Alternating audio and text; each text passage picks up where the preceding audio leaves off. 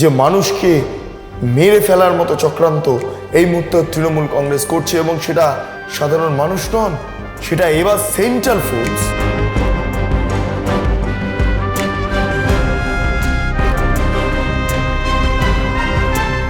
যারা আপনাদের সুরক্ষা দেন তাদেরকে মারতে, বিষ খাওয়াতে পিছপা হচ্ছে না এই ঘাসফুল শিবির। 24 জন যারা কেন্দ্রীয় বাহিনী রয়েছেন তাদের খাদ্য বিষক্রিয়ার জেরে হাসপাতালে ভর্তি হতে হয়েছে। এতদিন ধরে মানুষের নিরাপত্তা নিয়ে নানা রকম প্রশ্ন উঠতে শুরু করেছিল, কিন্তু আজকের দিনে দাঁড়িয়ে আমরা স্পষ্ট দেখতে পাচ্ছি সেন্ট্রাল ফোর্সের নিরাপত্তা নেই।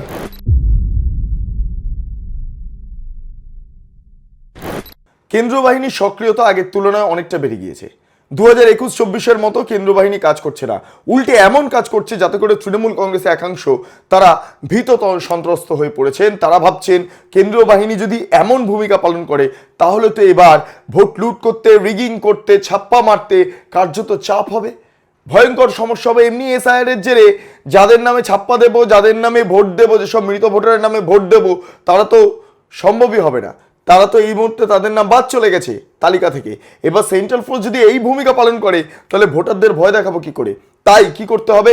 তাই কেন্দ্রীয় বাহিনীর একাংশকে নয় ফুসলিয়ে নিতে হবে, না হলে তাদেরকে এমন খাবার খাওয়াতে হবে যে খাবার খেয়ে তারা অসুস্থ হয়ে পড়েন, এমনকি তাদের মৃত্যু পর্যন্ত হতে পারে। কার্যত এই একটা স্ট্র্যাটেজি তৃণমূল কংগ্রেসের তরফে নেওয়া হচ্ছে, এবং সেই কারণে কোচবিহারের তুফানগঞ্জে 24 জন যারা কেন্দ্রীয় বাহিনী রয়েছেন তাদের খাদ্য বিষক্রিয়ার জেরে হাসপাতালে ভর্তি হতে হয়েছে। হ্যাঁ, তারা আজকে হাসপাতালে ভর্তি, যাদের মধ্যে একাধিক ব্যক্তি, একাধিক সেন্ট্রাল ফোর্স বা কেন্দ্রীয় বাহিনী, যারা সশস্ত্র কেন্দ্রীয় বাহিনী, যারা আপনাদের ভোট যাতে সুষ্ঠুভাবে দিতে পারেন তার জন্য তারা চেষ্টা চালাচ্ছেন। এই কেন্দ্রীয় বাহিনীর অবস্থা আশঙ্কাজনক। ভারতের সেনাবাহিনীর একটা অংশ, আধা সামরিক বাহিনী, ভাবতে পারছেন, তাদের আজকে এই খাদ্য বিষক্রিয়া করানো হচ্ছে একটাই কারণে, কারণ ভোট লুট করতে হবে। এবং এই বিষয়টা নিয়ে যথেষ্ট চিন্তিত কারা? Election commission. এবং সেই কারণের জন্য আজকে ইলেকশন কমিশন সরাসরি বলছেন যে কেন্দ্রীয় বাহিনীকে এবার থেকে বাইরের খাবার খাওয়া যাবে না। তারা বাইরের খাবার খাবেন না, তারা যা খাবেন তার নিজেরা রান্না করে খাবেন, ভালো করে খতিয়ে দেখবেন, তারপর খাবার খাবেন। এটা মূলত রাজ্যের মুখ্য নির্বাচনী আধিকারিক দপ্তর থেকে এবং নির্বাচন সদন থেকে, অর্থাৎ দিল্লি থেকে নির্বাচন কমিশনের তরফে এই নির্দেশিকায় পাঠানো হয়েছে কেন্দ্রীয় বাহিনীকে সামনে রেখে। এই মুহূর্তে দাঁড়িয়ে যে খবরটা আপনাদের সামনে তুলে ধরবো সেই খবরের স্ক্রিনশট আপনারা দেখতেও পাচ্ছেন স্ক্রিনে। অনেকটি মিডিয়া চ্যানেলের স্ক্রিনশট আপনাদের সামনে তুলে ধরছি, কারণ এটা এই মুহূর্তে অত্যন্ত গুরুত্বপূর্ণ বিষয়। এবং সেখানে স্পষ্ট উল্লেখ করা হচ্ছে 24 জন অসুস্থ হয়ে পড়েন। 24 জন অসুস্থ হয়ে পড়েছেন কোচবিহার তুফানগঞ্জের 2 ব্লক তিল্লিগুড়ি হাই স্কুলের তারা থাকতেন, এবং সেখানে তাদের এই প্রবলেম হয়েছে। মূলত 24 জন জওয়ান একসঙ্গে অসুস্থ হয়ে পড়েছিলেন, তাদের পেটে সমস্যা দানা বাঁধতে শুরু করে। সমস্যা মানে খাদ্য বিষক্রিয়ার জেরে পেটে যন্ত্রণা ইত্যাদি ইত্যাদি, আপনারা যা যা জানেন যে সমস্যাগুলো সাধারণত হয় বিষক্রিয়ার জেরে, সেই প্রবলেমগুলো তৈরি হয়েছে।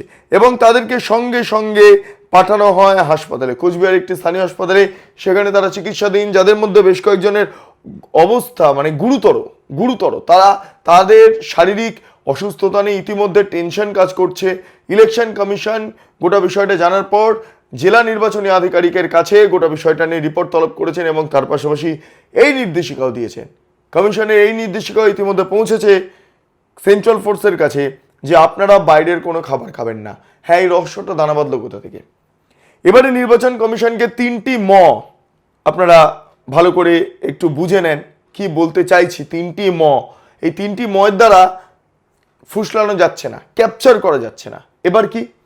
এবার ঘটনা হলো, কয়েকজনকে দেখা গিয়েছিল সেন্ট্রাল ফোর্সকে তারা আমন্ত্রিত হয়েছিলেন বা আমন্ত্রণ পেয়েছিলেন খাবার খাওয়ার জন্য, তাদের ইতিমধ্যে চাকরি পগার পার।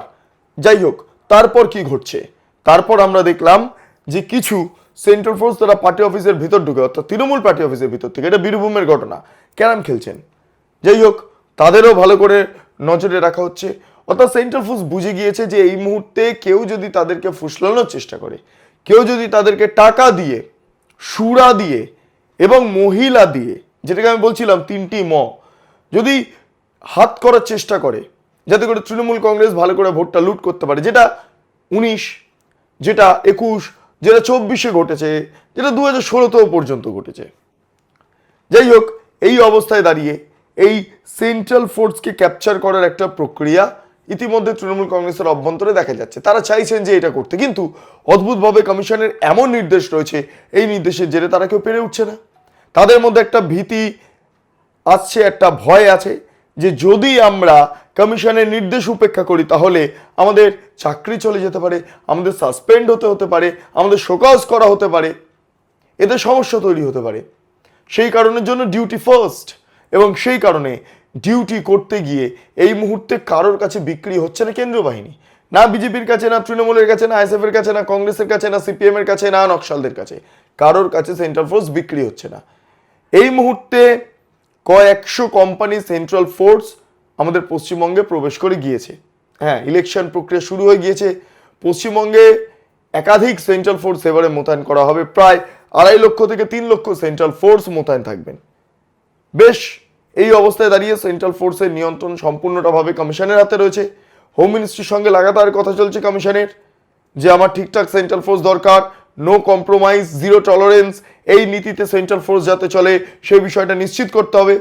সেই মতো করে সেন্ট্রাল ফোর্স যখন কাজ করতে শুরু করছে তখন তৃণমূল কংগ্রেস ভয় পেয়ে গেল। এবং তারা কোচবিহার, ভাবুন, অত্যন্ত একটা রেড এরিয়া বলা যেতে পারে, কার্যত এটা বলা হয় অতি স্পর্শকাতর এরিয়া, হাইলি সেন্সিটিভ জোন। এবং এইখানে কি দেখলাম, সেন্ট্রাল ফোর্সকে কৌশলে কেউ বা কারা খাইয়ে দিল বিষ। হ্যাঁ, বিষ খাইয়ে দিল সেন্ট্রাল ফোর্সকে। তাদের খাবারে বিষ মিশিয়ে দেওয়া হয়েছে, অথবা তাদের আনাজপাতিতে কোনো বিষ মিশিয়ে দেওয়া হয়েছিল। সেই কারণে 1 জন নয়, 2 জন নয়, 3 জন নয়, 4 জন নয়, 5 জন নয়, 6 জন নয়, পরপর 24 জন সেন্ট্রাল ফোর্স তারা বিষক্রিয়ার জেরে শারীরিক অসুস্থ হয়ে পড়লেন, পেটে সমস্যা দেখা দিল, অনেকের গলা দিয়ে সেই গাজলা ফেনা আছে সেগুলো বেরোতে থাকলো। ভয়ের বিষয়। সেন্ট্রাল ফোর্সকে মারার চক্রান্ত করা হয়েছে, এখানে হত্যা করার চক্রান্ত করা হয়েছে। আজকের দিনে দাঁড়িয়ে এই সেন্ট্রাল ফোর্সের নিরাপত্তা একটা বড় প্রশ্নের মুখে। এতদিন ধরে মানুষের নিরাপত্তা নিয়ে নানা রকম প্রশ্ন উঠতে শুরু করেছিল, কিন্তু আজকের দিনে দাঁড়িয়ে আমরা স্পষ্ট দেখতে পাচ্ছি সেন্ট্রাল ফোর্সের নিরাপত্তা নেই। খাবার খেতে যাবে, সেন্ট্রাল ফোর্সকে ভয় খেতে হবে। এই না গোপনে, ছলে বলে, কৌশলে সেন্ট্রাল ফোর্সকে তাদের খাবারে বিষ মিশিয়ে না দেওয়া হয়। এই না ছলে বলে কৌশলে তাদেরকে হত্যা করা হয়, তাদেরকে মেরে ফেলা হয়। সেন্ট্রাল ফোর্সকে মারলেই তো 16 কলা পূর্ণ। এই কারণের জন্য, তার কারণ সেন্ট্রাল ফোর্সকে যদি আমরা মারি, তৃণমূল ভাবছে তাহলে ভোট লুট করতে সহজ হবে। কিন্তু এভাবে কারোর প্রাণ নিয়ে, অন্তত সেনাবাহিনীর সদস্যদের প্রাণ নিয়ে তারা কি পাপ করছেন না, অপরাধ করছেন না? আজকে যে সেন্ট্রাল ফোর্সদের এই কন্ডিশন, আজকে বিষক্রিয়া ঘটানো হলো, সেন্ট্রাল ফোর্সকে বিষ খাওয়ানো হলো, কমিশনের নজর এলো, কিন্তু একটা জিনিস ভাবুন, গোটা রাজ্য জুড়ে তাহলে এরকম একটা বাতাবরণ তৈরি করা হচ্ছে, এমন একটা ষড়যন্ত্র তৈরি করা হয়েছে, যে ষড়যন্ত্রের মাধ্যমে আজকে সেন্ট্রাল ফোর্সকে এমন রিস্ক মুখে ফেলে দেওয়া হচ্ছে, এমন ঝুঁকি একটা পরিস্থিতিতে ফেলে দেওয়া হচ্ছে সেন্ট্রাল ফোর্সকে। এটাই ভয়ের বিষয়। যাই হোক, এই ভয়টাই এই মুহূর্তে গ্রাস করে ফেলেছে নির্বাচন কমিশনকে। তাই তড়িঘড়ি তাদের তরফে এই সিদ্ধান্ত গৃহীত হয়েছে সেন্ট্রাল ফোর্স যাতে কোনোভাবে বাইরের খাবার খেতে না পারে, যাতে আপনারা না খান সেন্ট্রাল ফোর্স, সেটা নিশ্চিত করতে হবে। ভাবা প্র্যাকটিস করুন যে মানুষকে মেরে ফেলার মতো চক্রান্ত এই মুহূর্তে তৃণমূল কংগ্রেস করছে, এবং সেটা সাধারণ মানুষ নন, সেটা এবার সেন্ট্রাল ফোর্স, কেন্দ্রীয় আধা সামরিক বাহিনী, যারা এই মুহূর্তে নির্বাচন প্রক্রিয়া নিয়ন্ত্রণ করতে এসেছেন। ভাবুন, যারা আপনাদের সুরক্ষা দেন তাদেরকে মারতে, বিষ খাওয়াতে পিছপা হচ্ছে না এই ঘাসফুল শিবির। এই হচ্ছে পরিস্থিতি। যাই হোক, আপনাদের কি মতামত অবশ্যই কমেন্ট সেকশনে জানান। আপনারা এতক্ষণ ধরে দেখছিলেন বেঙ্গল লিবার্টি। চ্যানেলটি অবশ্যই ভালো লাগলে লাইক করুন, সাবস্ক্রাইব করুন, শেয়ার করুন, বেল আইকন ক্লিক করুন www.bengalliberty.com। সেখানে ক্লিক করুন, সমস্ত খবর আপনাদের জন্য সাজানো রয়েছে। স্বাধীন, কাঁচিন এবং গেরিলা সাংবাদিকতার পাশে দাঁড়ান। অসংখ্য ধন্যবাদ।